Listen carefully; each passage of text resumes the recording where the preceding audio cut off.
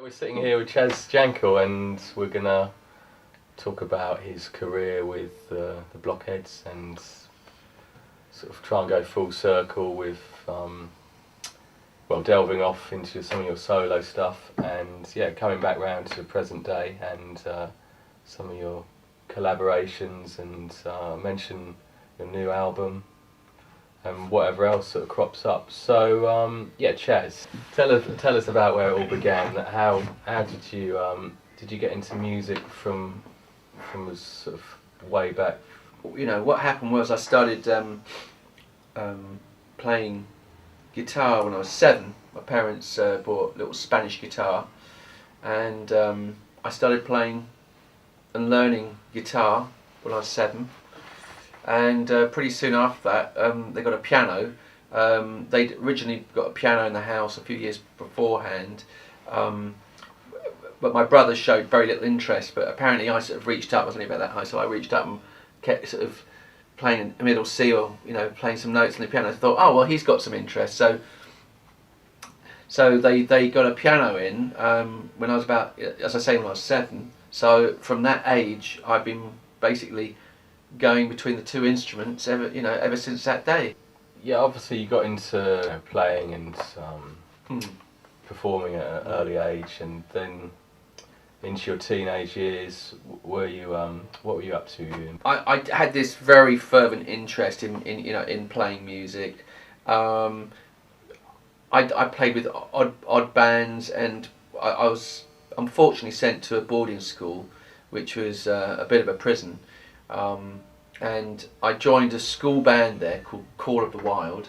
That was great, but as I say, the school was a prison, and in as much as I wasn't allowed out that often. But what I found was, by playing music, I could, and that combined going to the music school where there was loads of pianos, and then when I went back to the building I lived in and slept in, I'd have my guitar there, so I'd play that when I wasn't playing the piano. And I found those both an amazing sort of escape route. That allowed me to travel wherever I wanted to, even though I was in the confines of this boarding school.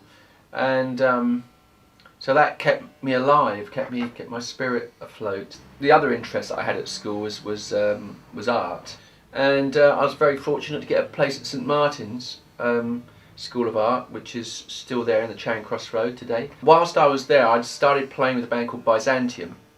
It was a local sort of North London group, and towards the end of this period doing the foundation course, I got offered a place to do a 3-year course in graphics. But I thought, I'd already started getting some gigs with Byzantium. They Rod Stewart's management was showing interest in our band Byzantium, and were offering us some gigs supporting the Faces. And I thought, oh, this is our chance of stardom. And really, where do my loyalties lie? Do they lie in art or music? So I thought, you know what, I'm not going to take that place in graphics. I'm going to follow my heart into music. And so I think we got about 3 gigs with supporting the Faces. One of them was at a Mecca in bingo hall in Brighton. A couple of other gigs, and that was it. Suddenly I was back, like back to square one, living in North London, and but I was still playing with Byzantium that had these odd gigs now and again. Although they were more, I would say, very sort of I don't know, Grateful Dead influenced, sort of very sort of quite a hippie band. One thing I hadn't really mentioned yet was my musical journey sort of took a sharp turn to the left, or whatever direction it is, because when I was about 14, up until that point, the Beatles had been a massive influence on me, and I think for a lot of people. But one day I was on holiday in Spain with my cousins, and one of the girls, a girl called Jennifer, had some singles, and one of them was Lee Dorsey, and it was that well-known single, Working Down a Coal Mine, which we all know. But then the B-side of it was a song called Get Out My Life Woman, and it goes, Get out my life woman, you don't love me no more. And I think the drums have probably been sampled on loads of tracks. But anyway, I thought, wow, what's that? Clap, boom, boom, boom. And I realised, you know, or somebody said, that's a backbeat. And I thought, yes, that is, you know, now we're talking. And suddenly connected with some much heavier rhythm. So my ear was then much more pulled towards what I'd say was Afro-American music.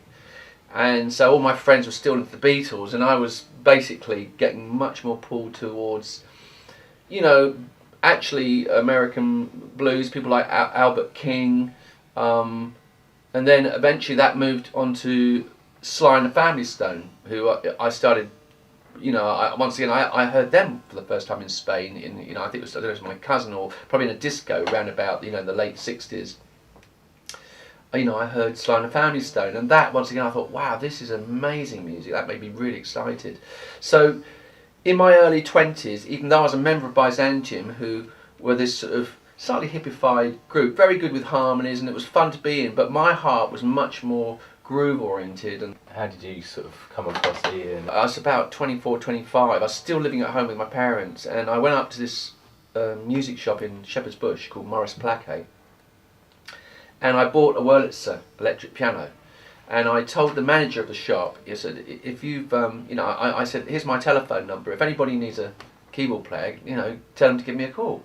Next day, the guitar player from the Kilburns, which was the last version of Kilburn on the High Roads, comes in and he says, our keyboard player's just left. So the manager said, well, this chap left his telephone number and he just bought a Wurlitzer piano. Why don't you give him a call? So I got a call from Ed Spate, who was the guitar player in the Kilburns, and he said, hello Chaz, he said, you know, we're doing a gig tomorrow night down in Nashville. Do you fancy coming down? And I said, yeah, okay. So I went down and I watched this band.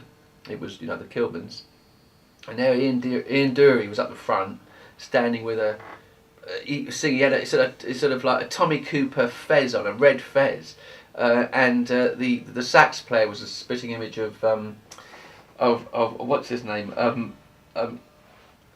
Frank Zappa. I couldn't think of Frank Zappa. And it was mayhem. It was like, it was bizarre. I don't know if I liked it or not, but I was sort of, when they finished, I was sort of hypnotised, and I sort of walked like a sort of robot up onto the stage, followed the band down the tunnel that connected the stage and their dressing room. I was halfway down, and a really sort of burly roadie goes from behind me. He says, "Ian, mate, where are you going?" He said, "If you want to see the band, you've got to go around the front way." So I sort of followed his orders, and I sort of hopped off the stage, went round to the front door entrance to the dressing room, and as I go to approach the dressing room, all the band had taken their shirts off. They've only been off stage 30 seconds, so it's like a Turkish bath. There's all steam coming off, and there's one chap in the middle who's just looking towards the door, and obviously it was Ian. He says, as he sees me approaching, he says, "Ian, mate, do I know you?" He says, "Well, F off then." You know, so I went, I didn't know what to do, and I stood there like a rabbit, you know, like paralysed, you know, so blinded by the light, and I stood there, and I was backed off towards the door, and Ed Spate, the guitar player who, you know, sort of invited me down, he said, "Hello, are you Chaz?" And I went, "Yeah." And he said, "Oh, nice to meet you." And I went, "Oh, great, yeah, thanks, thanks." And he said, "Well, we're having a rehearsal tomorrow night, and you know, sorry, tomorrow." So he said, "Come down." So I went to the rehearsal with my Wurlitzer electric piano, and I got the gig. They said, "Yeah, thanks very much," and so I stayed with them, and I stayed with them for about, and we played quite a lot of pub gigs. Ian was at the top of the tree, you know, pub wise. He couldn't get any bigger as a pub act. This was sort of about 77, I would say, only 1977, and we stayed together for about 9 months, and I could tell that Ian was getting a bit tired of the whole, you know, the whole sort of structure of things. And I said to him one day, I said, "Hey Ian, do you fancy writing some songs?" And he went, "Oh, thank God for that." So that's when we started writing. So I used to then go over to his flat in Kennington. And every day I'd arrive, you know, I think I'd probably left my piano there. It was there on sort of permanent loan. I'd leave my electric piano there.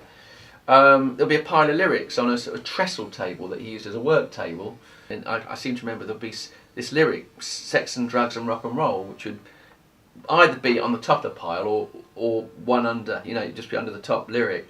I remember I used to look at it and think, well, yeah, we all know about this, but I couldn't actually see where the rhythm was in that title, so I used to sort of put it to one side, and what's this, Sweet Gene Vincent? Oh yeah, okay, you know, and I'd sort of get into other songs, and we'd write other songs. But then one day, he I think he was a bit tired of me sort of putting the lyric underneath, so he brings it back up to top. I get there 11 a.m. in the morning, and he says, "How about this, Chaz?" And he said, I'm looking at this lyric, and he goes, "Sex and drugs and rock and roll." Boom, boom, boom, boom, boom. I went, wow, that's good, because he didn't generally come up with musical ideas like that. So I thought, oh, that's great. So anyway, I then put in the bridges, keep your silly ways. I mean, let me add that Ian wrote all the lyrics, and I've never wrote any of the lyrics. I mean, I was responsible for a lot of the music, but that's how we worked. Ian was, the poet laureate, well, he should have been, but he was, amazing poet, lyricist, and I was writing music with him. So anyway, so that song was recorded, and in the meantime, actually, we'd met Charlie Charles and Norman Watroy, who were to become the rhythm section of the Blockheads. Yeah. Although the song was recorded, and it went out, and it went to #1 in the alternative charts. I mean, it went to #1 in NME. Annie Nightingale apparently played it on Radio 1, and it became an underground hit. It was never mainstream hit. So a few months after that, I was round at Ian's flat, and and I was writing some more songs with him, and he put a record on, and then went into the kitchen to make some coffee, and I'm sort of looking at a new lyric, and I'm sort of toying with trying to write some music for it, and suddenly I'm aware of this record in the background, and suddenly I hear this bass solo suddenly going, boom, boom, boom, boom, boom, boom, boom. Boom, boom, boom, boom, boom. And I went, hang on, where have I heard that before? And I went, oh my lord, And this record was Change of the Century by Ornette Coleman, and the tune was called Rambling, I think, and it was made in the 60s, right? So I'm thinking, oh my god, and I was just and I was just putting two and two together, right? And I look up, and there's Ian Dury standing in the in the doorway with 2 cups of coffee with a grin from ear to ear, and I went, you so and so, and he went. And then he felt a bit guilty about it. So he got in touch with Charlie Hayden, who I seem to remember was on tour in Japan, and he got this very sweet postcard back from Charlie Hayden saying, "Don't worry about it, Ian. This is not our music." And I thought, wow. So it was kind of like license to say, well, you go where you want to with that. Were you signed to Stiff at this point? Yeah, well, what happened then was, I just mentioned briefly that, Charlie Charles and Norm Watroy, whilst Ian and I were demoing this material down in Wimbledon, one of the guys who owned the studio said, listen, I know this great rhythm section, because Ian was playing drums and I was playing everything else, and it could have been a lot better. So he said, I know this great drummer and bass player, why don't you give him a go? And so he did, and Charlie Charles and Norman Watroy came down this rhythm section. And the first 3 songs we demoed were Sex and Drugs and Rock and Roll, a song called Blockheads, and I'm not sure what the third one was. But anyway, on playback, Charlie Charles is sitting in the control room, and he's looking at Ian's lyric for Blockheads, and he's listening away, and we're listening, and he gets the line, blah blah blah blah, and Blockheads who wear shoes like dead pigs' noses, and he looks down at his footwear, and he goes, Ian, that's me. He says, I'm wearing, that's what I'm wearing, and Norman goes, yeah, we're the Blockheads, and Ian goes, cracked it, So the song title jumped off the lyric page, and then became the name of our band, Ian Dury and the Blockheads. So we then went on to demo a lot of the songs that were to go on our first album, called New Boots and Panties. Then we went into the workhouse in the Old Kent Road and recorded all that material again. So it was just Charlie Charles on drums, Norman Watroy on bass, myself guitar and keys, and Ian singing all the lead vocals.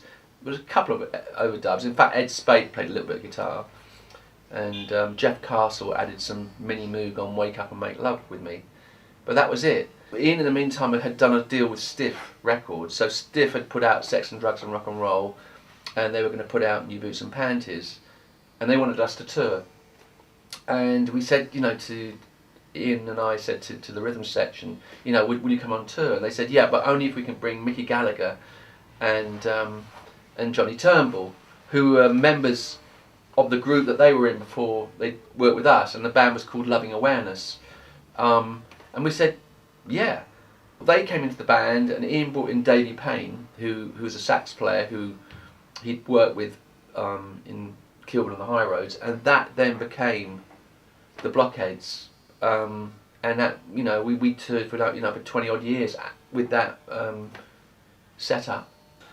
After you wrote Hit Me With Your Rhythm Stick, did that sort of elevate you to being one of the biggest sort of bands in the country, and did you find it sort of happened all really quickly? Well, when we recorded Hit Me With Your Rhythm Stick, I mean, the process of writing that was really exciting. It was 1978, and the band had been getting more and more, there was more and more momentum. We'd been playing a lot of colleges. We'd already recorded New Boots and Panties. We were at the top of our tree. I mean, you know, things were exciting. So one day I'd gone down to Ian's house that Ian was renting in Kent, and he had a little sort of Roland rhythm box set up in his living room, and he had a drum kit and a Fender Rhodes and a few instruments. And I was jamming with him. And actually, you might have to edit this a little bit out, but I'll show you how Hit Me With Your Rhythm Stick came about. Yeah. Hit me with your rhythm stick, hit me slowly, hit me quick, hit me, hit me, hit me. So what happened was, you know, I was jamming down with Ian, and we were in the house, and he had a Fender Rhodes, and we were jamming. He was on the drum kit. It was a Roland rhythm box that he was kind of, had all little sort of Latin rhythms, sambas and cha-chas and all that kind of thing. They were kind of Sly used on It's a Family Affair.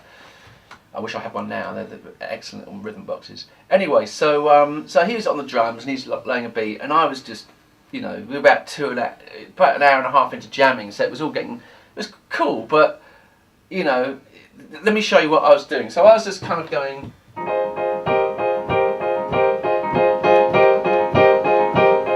which was kind of quite nice, and we sort of like jamming on there, and I thought, okay, so we sort of finished up, and we had a cup of coffee, and we said goodnight, and I went home, and I was living in Eastcote, up in North London, and we recorded New Boots and Panties a couple of months before that, well, yeah, around about that time, and I was, for some reason, listening to the piano solo that I'd played on the end of Wake Up and Make Love With Me.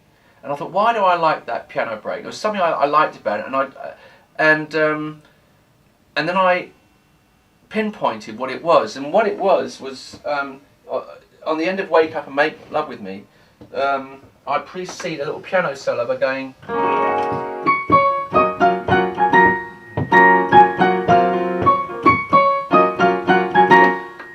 and I thought, what I really like is this little pickup where I go, it's that little thing. So I thought, hey, if I was to use that little pickup on the front of the motif that I had, that I was jamming with Ian on, you get this. I get. I can't play that yet. Because I get this.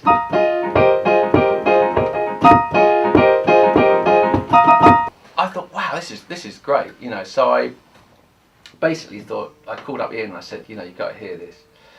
So I said, yeah, come down. So I went down to his place, and by this time he'd moved, for some reason, he'd moved the drums and the keyboards. I don't know what happened to the electric piano, but there was a real piano now in the garage. I seem to remember it was quite cold in there. So he said, I'll be back in a sec. And he came back, and he had the most concise lyric he'd ever handed me. It was 3 verses and a chorus, and it was the lyrics for Hit Me With Your Rhythm Stick. And he said, I'll see you in 20 minutes, I'm going back in the house. I'm not surprised, it was quite cold, you know. I was going, wow, you know, so I really want to get this thing finished quickly, you know, and 20 minutes later it was done. A couple of days later we got the Blockheads down, and I remember had this idea that the bass line should be kind of like a 16th note riff, you know. So I said to Norman, how about, and he went, oh, like, you know, full marks to him. He actually carried the ball and took it there. And so then Ian was, you know, very keen on getting to the studio as quickly as possible. 2 days later, we were in the workhouse where we'd recorded New Boots and Panties, the album I was just referring to, and we recorded it. And I called up my mum at the end of the session. I think it was take 2 that we actually used for Hit Me With a Rhythm Stick. We did about, I think, 10 takes, you know, but it was take 2 that was the one we used. And I called up my mum from the studio. I said, "Mum, we've just recorded our first #1." You know, I just knew it. We had a lot of support. As I said, we've been playing a lot of big colleges, and the momentum and the energy and the support we're getting from, you know, the public and, you know, students and the media was very, very strong. And with that song, I thought, this is it. That's nailed it, and it did. It went to #1 for 1 week, Christmas '78. Yeah, well, I remember watching it on top of the pops. You all had your tuxedos. Yeah. And I was into like two-tone and that whole sort of ska sort of scene. I was only sort of 8 or 9, but I think what probably set Ian Dury and the Blockheads apart was that just the direction of the music was completely different from the, you know, say the Specials and Madness, which was, you know, I think that's what has made the sort of the legacy of the music last so long. It seems to be very timeless. I think it's just that influence, the Afro-American influence. Exactly. I think that's been pointed out very clearly of late with the movies, Sex and Drugs and Rock and Roll, is that Ian had equal parts interest in music hall as he did in all other kinds of music. Before I joined Ian and hooked up with him, I would say the predominant influence was rockabilly. And the reason being is the musicians that worked with him, that's what influenced them.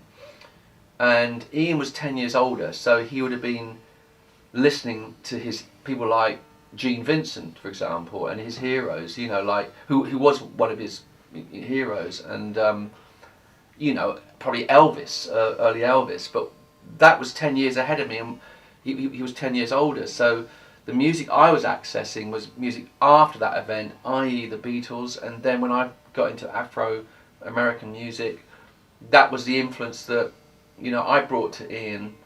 So, you know, when we'd go out and play in the early days, I mean, you'd get Billericay Dickie, which was, you know, very much had its sort of roots in sort of Max Wall and kind of music hall, but plus you'd have the funk as well, you know. So it was a kind of bit of a heady mix. You didn't quite know what was coming up next on the, you know, in the show. Ian was happy to roll with the funk because, you know, I mean, he loved James Brown, he loved Sly, he loved kind of gospel, but equally he loved jazz. You know, he was really into you know, Miles Davis and, you know, and the heavyweights and jazz. Another thing we want to sort of talk about is you sort of went off to do your career with A&M and also like things, you know, probably one of the most infamous tracks is I Know Corrida, sort of got picked up. You spent a lot of time in America, you gigged over there, and you sort of met a lot of the that sort of dance culture, and I think it's quite interesting how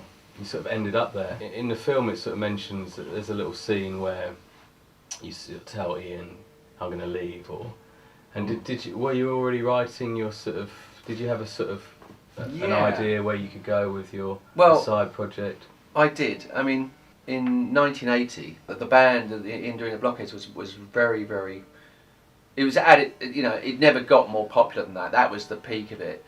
And one of the gigs we played on, we were doing a very long tour of Europe, but we did an amazing gig at the Paradiso in Amsterdam. And after that gig, you know, there was a sort of, we sort of went back to the Hotel Americain, which is off the main square in Amsterdam. I went up to my room, and I was very fortunate to have a very beautiful young lady I just met, you know, sort of following me. It was like, you know, it's like birthday and Christmas and everything at the one time. So she said, so she was there, and it was a very seductive sort of atmosphere. Suddenly, the kind of music for I Know Corrida just popped into my head, and I had a guitar propped up against an acoustic guitar, propped up against the wall, and I just could hear it in my head, and I just went over to check the key, and I thought it must be an E, and yes, it was an E. And so I remember inviting Norman Watroy, our bass player, up to him. I said, "Oh, you've got to check this out." And I was just actually just going ba da da da da. They didn't have any lyrics; it was just that melody. And he went great, and off he went to his room. But what I realised was it was far too melodic. It just didn't suit Ian Dury and the Blockheads. So a very good friend of mine called Pete Van Hook, who was a massive, very successful session drummer. He suggested I meet a lyricist called Kenny Young. And so I went up to meet Kenny. I took him the melody for I Know Corrida, and he liked it. And a couple of months later he was at the Music Biz Festival called Midem, which is actually on right now. And he calls me up one day and he says, "Chaz," he said, I've got this lyric. It's called, for that melody you gave me. He says, it's called I Know Corrida. And I went, "Really?"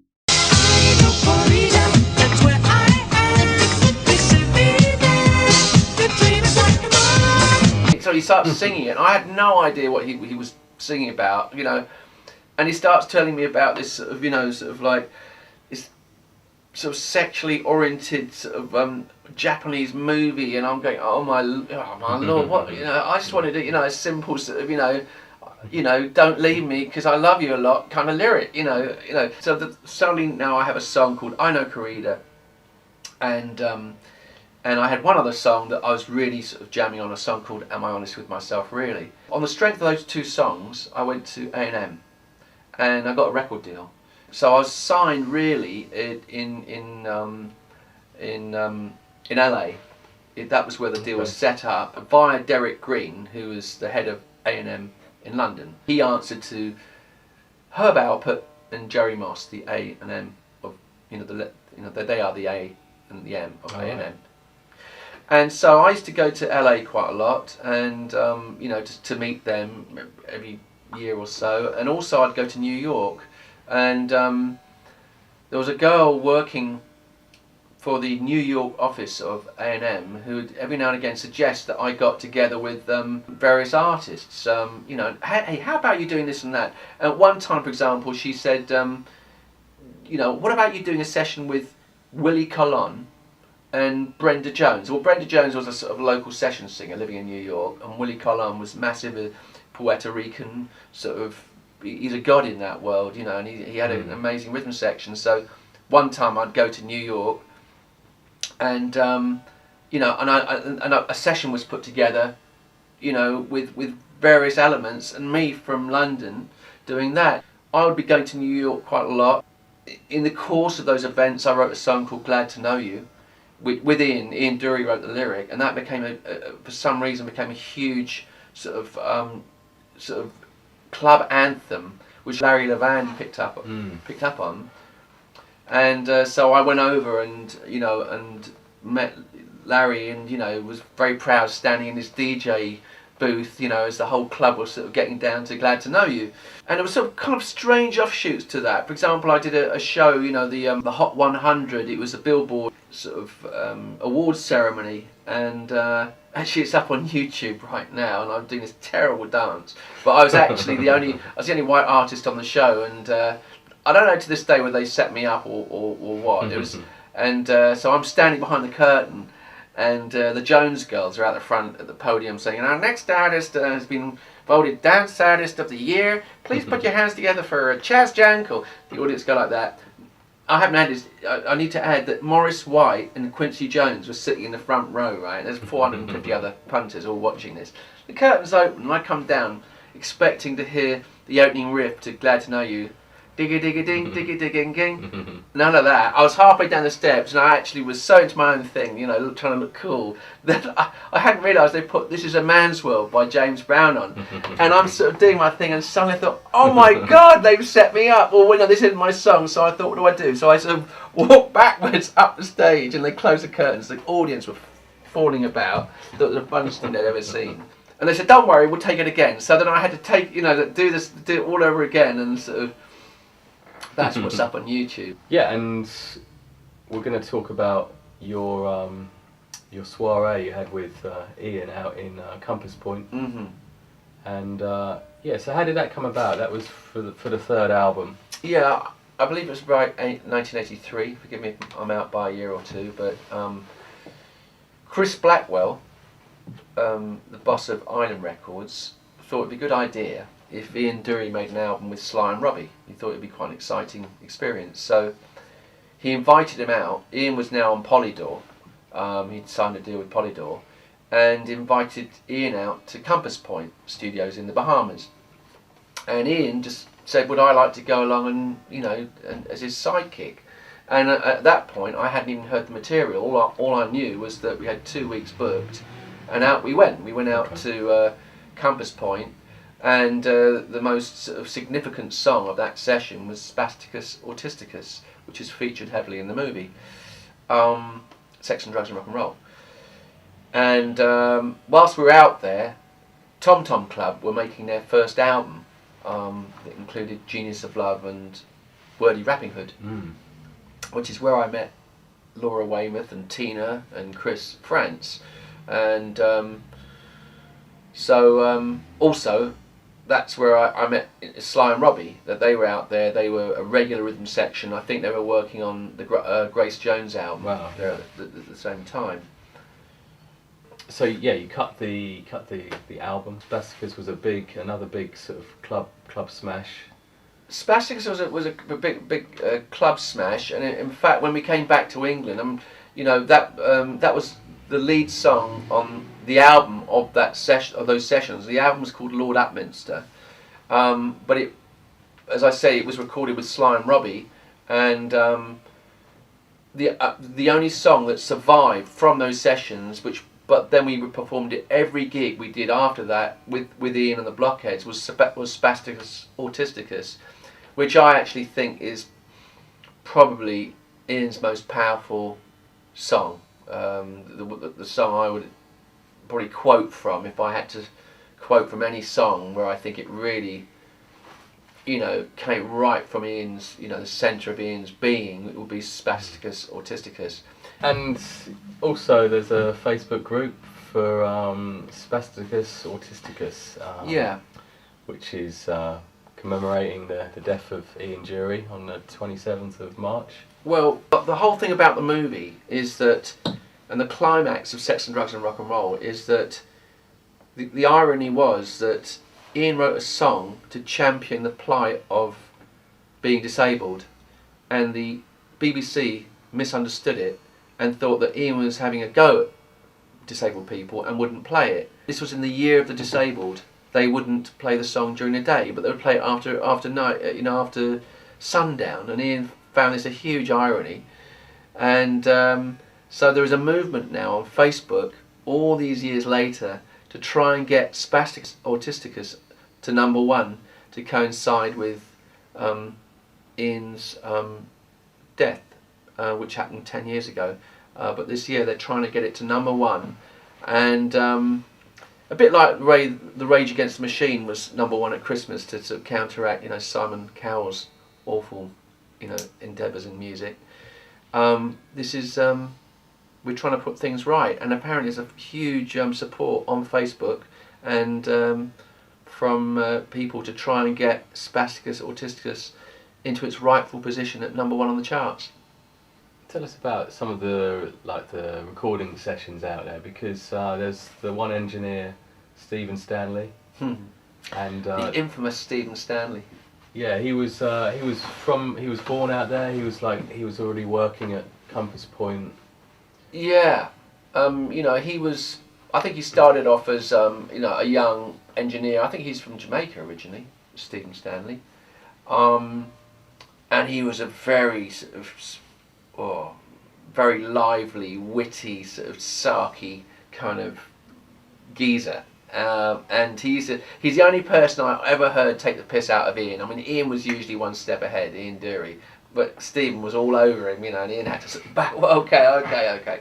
But what also was interesting was that I started a relationship with Laura Weymouth from Tom Tom Club, that sprung out of that, and we wrote songs together.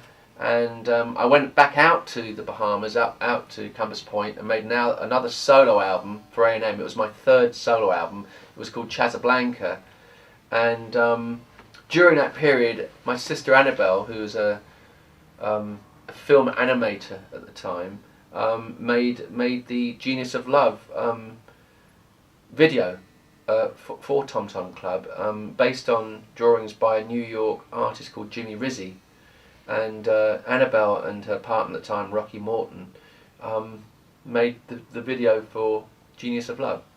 Wow. Okay. I mean, it must have been an amazing time.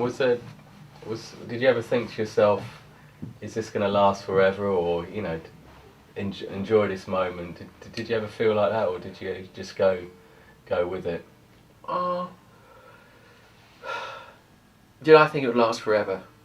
No. I mean, it was just living in the present. I mean, I've done that all my life. I don't really know what's happening later this week. I mean, I'm sort of very much lived in the present. It seemed, I think, in retrospect, an amazing time. I mean, people were taking chances. A lot of it was experimental. I mean, in 1980, just going back a couple of years, I set up a studio with Philip Bagnall in London, in Kensal Road, right off Ladbroke Grove in West London. We called it East Coast Studios. That's where I recorded all my solo albums, including 3 Million Synths and I Know Corrida. Actually, no, I didn't. I recorded I Know Corrida in the Townhouse, but everything after that, the 4 solo albums I put out on A&M were recorded in that studio. And as I say, I set the studio up with my advance from A&M, some royalties from Hit Me With Your Rhythm Stick. I had just enough to basically build a studio, and that included buying an Atari 24-track tape machine, a mixing board, and the cost of constructing the studio. But the guy who did all the actual manual labour and designing was Philip Bagnall, and who I had met because he was, when I mentioned earlier, we demoed New Boots and Panties. We actually, that's how we met years ago. In a damp studio in Bermondsey, and I'd sort of kept in touch with Philip, and there we were. Suddenly, we started a studio together, and what became very clear was Philip was the most extraordinary brain. I mean, like, he's the most sort of resourceful human being I've ever come across. For a bit of relaxation at the weekend, he would sort of do all the plumbing at his house. He would just put up a shed, or or sort of like cook 10-course meals, and he's an amazing guy, but he was very experimental with engineering techniques, and as soon as he was always sort of scouring newspapers to see what was on sale, and if sort of valve mics came up for sale, I don't know, every now and again Abbey Road would have a sale. And he used to go down and rush down there and pick up sort of, Neumann valve mics, and he'd be constructing stuff in the studio, soldering late into the night. And anyway, so a lot of the effects, for example, on 3 Million Synths, which has become, I think, was quite ahead of its time. It was quite an electro funk track in the early 80s. Was really was because of Philip Bagnall. Okay, wow.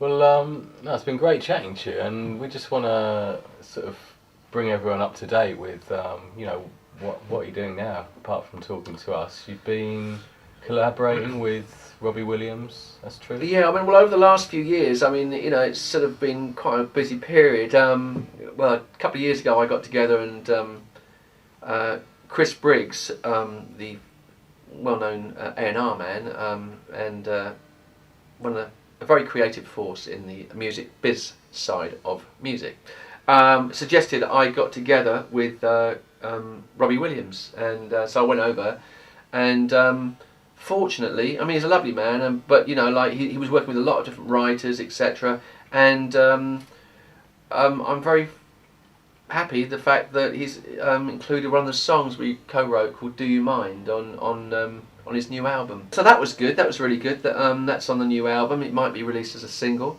Apparently the Australians like it. Do You Mind? And what else? Yeah, and then last year I co-wrote, in 2009, I co-wrote and produced an album for a young lady called China Soul, who's David Soul's daughter, which is a beautiful album. The album's called Secrets and Words, and it's very bittersweet, beautiful stuff. Also last year, I started writing and producing my new album, which is for a little close-up. Yeah, it's called The Submarine Has Surfaced.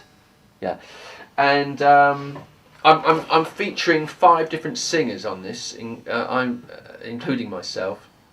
And unlike in the early 80s when I was sort of doing all the vocals and trying to do loads of stuff, I much prefer sort of collaborating with other singers now, and so that's what I've done here. I'm singing 3 songs, and all the other singers are singing other songs, and you know, I hope to go out and do some gigs later this year. You know, with these other people, other singers, and you know that they write. I mean, Derek Hussey is involved in this. He's singing one song, but he sings vocals with the Blockheads these days. And the last album I recorded with the Blockheads, which was called Staring Down the Barrel, he did all the lead vocals and wrote all the lyrics. And so, you know, he's the new sort of frontman for the Blockheads. Yeah, right. So I'm happy that he's on this album. What else? Well, the movie's just come out. You know, Sex and Drugs and Rock and Roll. So that's been wonderful because it's given me a chance to go back in time, a bit like today we've been talking about that, you know, the 80s and late 70s and 80s, and so I sort of you know, it's like having a snap going back in my mind to that time, and that's what this movie has done. It's kind of framed the period from the late 70s when I first met Ian, you know, through to basically the movie ends with Spasticus Autisticus, but you know, as I you know, what's happening today is that the band, you know, Ian died in 2000, but the Blockheads still gig, and you know, it's very live and healthy. In fact, I think we're going to get more gigs on the back of the movie because people are suddenly aware of, oh yeah, you know, Ian doing the Blockheads, and they start, you know, coming onto our site and see, oh, are the Blockheads still going? Yes, they are. You know, because here's one, they're still going, you know, alive and well, and still, you know, going out and doing it.